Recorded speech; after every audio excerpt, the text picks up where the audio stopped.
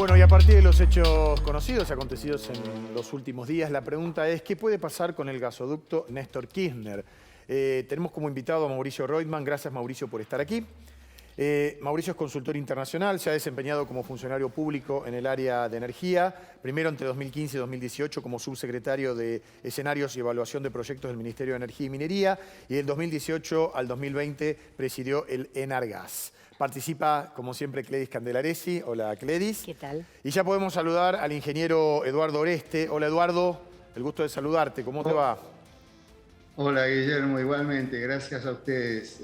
Gracias. Un saludo para Mauricio y para Cledis también. Bueno, déjame decirle a la gente, Eduardo, que sos consultor energético especializado en petróleo y gas y expresidente del Comité Técnico responsable de la ejecución del gasoducto del Pacífico entre 1997 y 1999.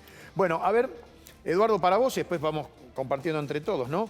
¿Cómo funciona efectivamente el esquema de adjudicación y por qué solo 4 empresas se han disputado lo que sería la construcción de este gasoducto? Bueno, en realidad depende de cómo se gestionó la licitación. Pero en realidad hay muchas más empresas que pueden participar, no necesariamente empresas que sean del orden local. Probablemente sea porque estas a las que se enfocó la licitación sean empresas del orden local o empresas argentinas o con historia y antecedentes de construcción de gasoductos en Argentina. Pero de hecho, cuando nosotros hicimos el gasoducto del Pacífico, una de las empresas que participó efectivamente fue Techint, que tuvo a cargo todo el cruce de la cordillera de los Andes, que era la parte más compleja del proyecto, pero también participó Contreras Hermanos en el sector que correspondía a Argentina y participó del otro lado Dicasa y Dragados, que era un AUTE que se había conformado para esto, ¿no? Claro. Así que en realidad es una decisión de quien saca la licitación, ¿no? Ahora, Eduardo, ¿los oferentes pueden tienen que ir inexorablemente por toda la obra o pueden ir por la adjudicación de un tramo de la misma? Depende cómo se proponga la licitación. En este caso entiendo que lo que se intentó fue seccionarlo en 3 diferentes etapas. Honestamente no veo necesario que para un tramo de 450 kilómetros como se está programando en esta primera etapa sea necesario que se divida en 3 etapas, sobre todo porque no hay un grado de complejidad diferente entre las distintas etapas. En el caso del Pacífico claramente había un grado de complejidad diferente y además había 2 legislaciones diferentes, una que correspondía al tramo argentino y otra que correspondía al tramo chileno. Entonces la división era casi de facto porque era necesario que cada una de las empresas enfocara la ejecución y el pedido de los permisos a las leyes de cada uno de los países. Claro. ¿Cledis? Realmente, en este caso entiendo que lo que se está evaluando es la posibilidad de dividir en tramos la obra civil, ¿no? La contratación de la obra civil, que es algo que todavía no está resuelto. De pronto, dividir en tramos como ocurrió con otras ampliaciones de gasoductos en la Argentina, ¿podría servir para fomentar, no sé, la competencia entre esos oferentes e impulsar un abaratamiento de la obra en conjunto? Mauricio, puedes intervenir, ¿eh? Sí. Sí. Adelante. Sí, no, a ver, yo creo que lo que de alguna manera plantea tener más o menos competencia son los tiempos también, son las posibilidades reales de... esto es una obra que tiene que hacerse muy rápidamente, con lo cual de alguna manera pone muchas restricciones a cuántas empresas pueden en poco tiempo estar de alguna manera haciendo la obra civil. Con lo cual, me parece que eso es lo que puede acotar un poco la competencia, separarlo en distintas partes, quizá acelere seguramente. El ingeniero conoce más de obras, pero seguramente quizá acelere un poco los tiempos. Lo que yo creo es que ya, dados los problemas que hay, de tipo más administrativos que ingenieriles, porque como planteaba recién el ingeniero, cuando hacer la obra no tiene el terreno fundamentalmente, que es algo importante para analizar la complejidad de una obra civil de un gasoducto, no es un terreno tan complejo, ¿sí?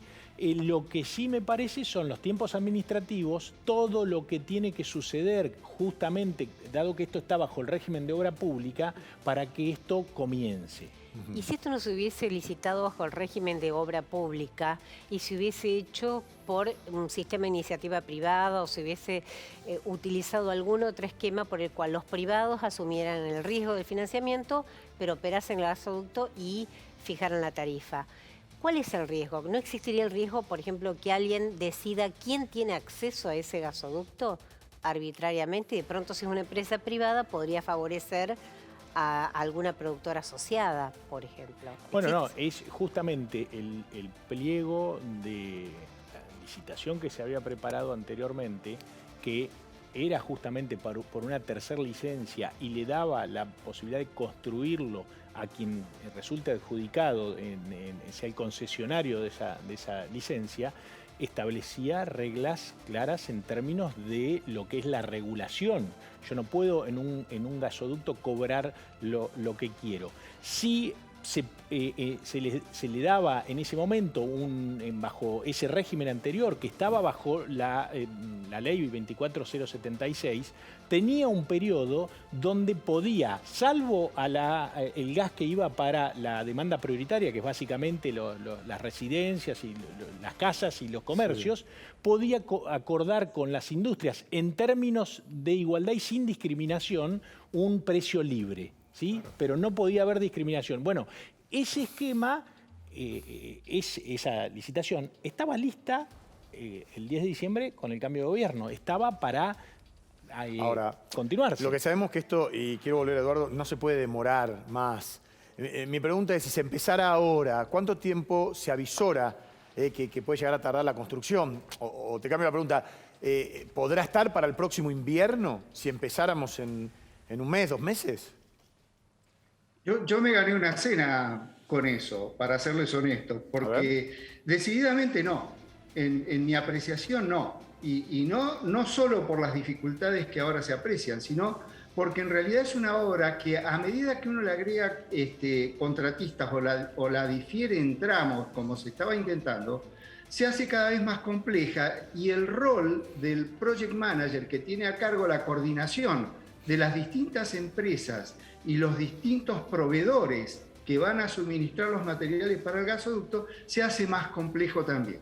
En una palabra, como estaba previsto anteriormente y estando todo dentro del territorio argentino y en un tramo más o menos conocido, porque digamos que el recorrido era dentro de lo que era la Pampa Argentina, conocemos los recorridos, conocemos las leyes, podemos saber y sacar los permisos de paso más fácilmente que cuando desconocemos ese tipo de cosas. Tal vez si lo hacíamos por la iniciativa privada como estaba en un principio, hoy tal vez ese gasoducto ya estaría en marcha y con algunos condicionamientos podría haber estado en producción para el año que viene. Ahora, ¿por qué soy tan escéptico? Porque no solo depende de la compra de los caños y la definición de quién lo va a construir o quién es el project manager, que todavía no está definido. No. Y para mí la definición del project manager en el proyecto es absolutamente clave y determinante para que se coordinen los distintos esfuerzos y los distintos frentes que forman parte de un proyecto de estos. La realidad es que hay unos plazos que corresponden a los fabricantes de los implementos que forman parte del gasoducto, que el contratista no los puede manejar. Claro. Unos son los caños, pero otros son las bridas, otros son las válvulas, otros son los soldadores. La calificación de los soldadores para que hagan el trabajo es absolutamente clave. Encontrar al personal calificado para que haga las soldaduras calificadas y que se puedan certificar también es toda una restricción y un tiempo que lleva. Sacar los permisos y los derechos de paso sobre los lugares donde tenemos que transitar con el caño también.